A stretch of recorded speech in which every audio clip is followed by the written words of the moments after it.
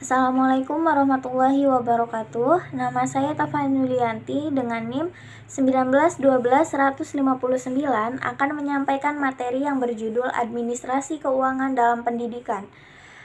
Untuk memenuhi tugas mata kuliah Administrasi Pendidikan dengan dosen pengampu Ibu Helna Nelis. Baiklah, masuk ke pembahasan pertama yaitu mengenai pengertian administrasi. Administrasi keuangan dapat ditinjau dari dua aspek. Yang pertama yaitu administrasi keuangan dalam artian yang sempit, mengandung pengertian segala pencatatan masuk dan keluarnya uang untuk membiayai kegiatan organisasi sekolah berupa tata usaha dan pembukuan keuangan. Yang kedua, administrasi keuangan dalam arti luas mengandung pengertian penentuan kebijakan dalam pengadaan dan penggunaan keuangan untuk mewujudkan kegiatan organisasi kerja berupa kegiatan perencanaan, pengaturan, pertanggungjawab, dan pengawas keuangan. Dari sini dapat ditarik kesimpulan bahwa administrasi keuangan menyangkut kegiatan pengelolaan keuangan secara sah dan efisien. Secara sah berarti kegiatan tersebut dilakukan sesuai dengan ketentuan atau peraturan yang berlaku. Efisien berarti kegiatan tersebut dilakukan dengan perhitungan yang teliti atau cermat, sehingga jumlah uang yang disediakan dapat meningkatkan hasil kerja yang maksimal sesuai dengan tujuan yang hendak dicapai. Dengan kata lain, hasil yang diperoleh seimbang dengan jumlah uang yang digunakan. Yang selanjutnya yaitu tujuan administrasi keuangan. Administrasi keuangan bertujuan untuk mewujudkan suatu tertib administrasi keuangan, sehingga dapat dipertanggungjawabkan sesuai dengan ketentuan yang berlaku.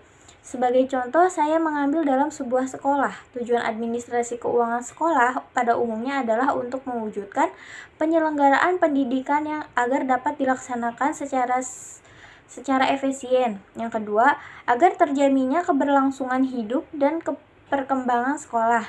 Yang ketiga, mencegah terjadinya kekeliruan, kebocoran, atau penyimpangan penggunaan dana. Dan yang keempat yaitu agar terjaminnya akuntabilitas perkembangan sekolah. Yang selanjutnya yaitu prinsip administrasi keuangan pendidikan. Administrasi keuangan sekolah perlu memperhatikan sejumlah prinsip Undang-Undang Nomor 20 Tahun 2003 Pasal 48 yang menyatakan bahwa pengelolaan dana pendidikan berdasarkan pada prinsip keadilan, efisiensi, transparansi, dan akuntabilitas publik. Berikut adalah penjelasannya.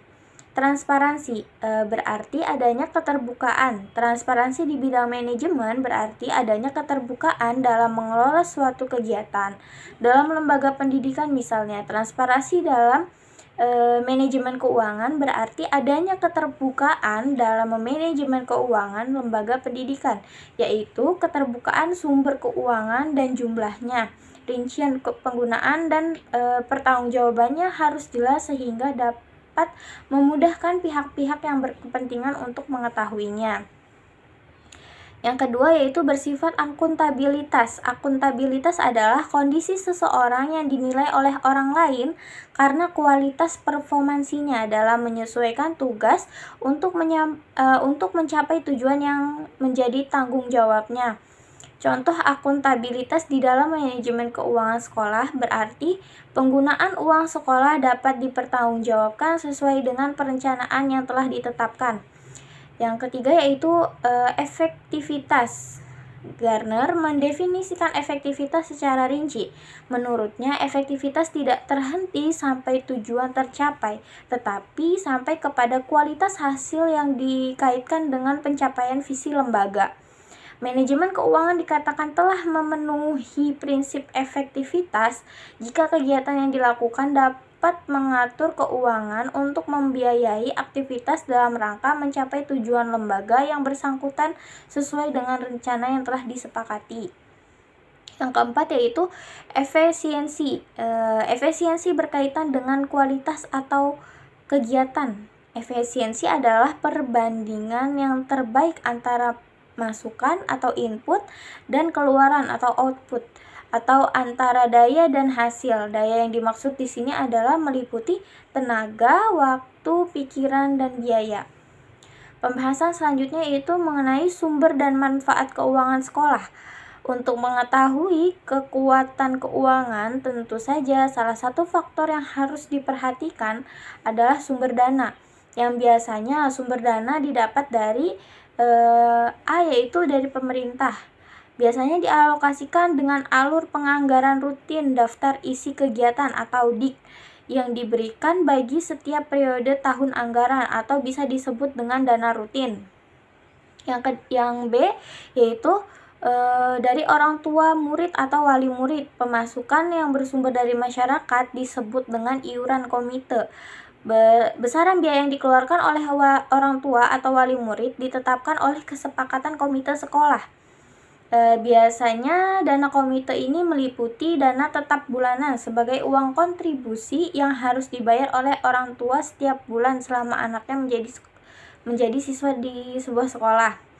Yang kedua yaitu adalah dana insidental yang dibebankan kepada siswa baru yang biasanya hanya 1 kali selama 3 tahun selama menjadi siswa. Pembayaran ini biasanya dapat diangsur. Dan yang ketiga yaitu adalah dana sukarela yang biasanya ditawarkan kepada orang tua siswa tertentu yang dermawan dan bersedia memberikan sumbangannya secara sukarela tanpa suatu ikatan apapun. Yang C yaitu dari masyarakat. Dana tersebut kebanyakan berupa donasi tak mengikat atau sukarela dari warga masyarakat yang memerhatikan terhadap program pendidikan pada sekolah tertentu. Yang D yaitu adalah dari alumni atau lulusan. Dana dari alumni ini bukan selalu dalam bentuk uang. Biasanya bisa berupa perlengkapan pembelajaran, buku, atau alat lain yang dapat menunjang peningkatan kualitas lembaga, dan bantuan ini bersifat tidak mengikat atau sukarela dari alumni yang tergerak berpartisipasi untuk memajukan dan mengembangkan pendidikan di sekolah.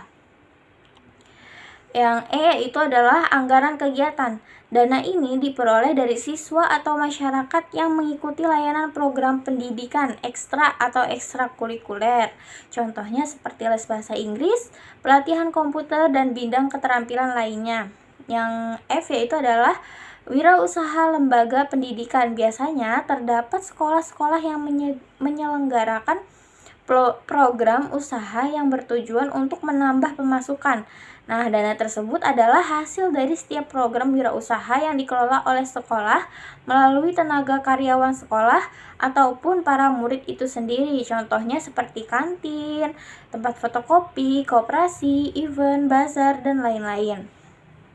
Nah, adapun pemanfaatan keuangan sekolah adalah sebagai berikut. Yang pertama itu untuk penyusunan anggaran pendapatan dan belanja sekolah atau RAPBS.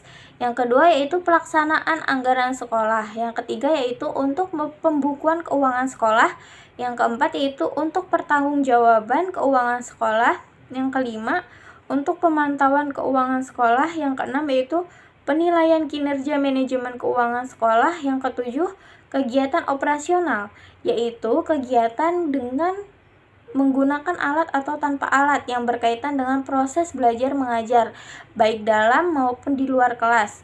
Kegiatan perawat yang kedelapan yaitu kegiatan perawatan, yaitu kegiatan perawatan yang dilakukan untuk memelihara dan memperbaiki sarana dan prasarana sekolah agar dapat berfungsi dan menunjang kelancaran proses belajar mengajar. Dan yang terakhir yaitu mengenai komponen administrasi keuangan. Dan adapun komponen administrasi keuangan ini sebagai berikut. Yang pertama itu untuk penganggaran keuangan, yang kedua yaitu untuk pengelolaan keuangan, yang ketiga untuk perencanaan keuangan, yang keempat untuk pencarian keuangan, yang kelima pengendalian keuangan, yang keenam pemeriksaan keuangan, dan yang ketujuh yaitu penyimpanan keuangan. Dan apabila seluruh komponen tersebut berfungsi, maka akan membentuk suatu kinerja administrasi keuangan yang baik, sehingga tujuan organisasi ataupun penguatan kelembagaan dapat tercapai dengan efektif dan efisien. Nah, baiklah, mungkin hanya ini yang dapat saya sampaikan. Kurang lebihnya saya memohon maaf.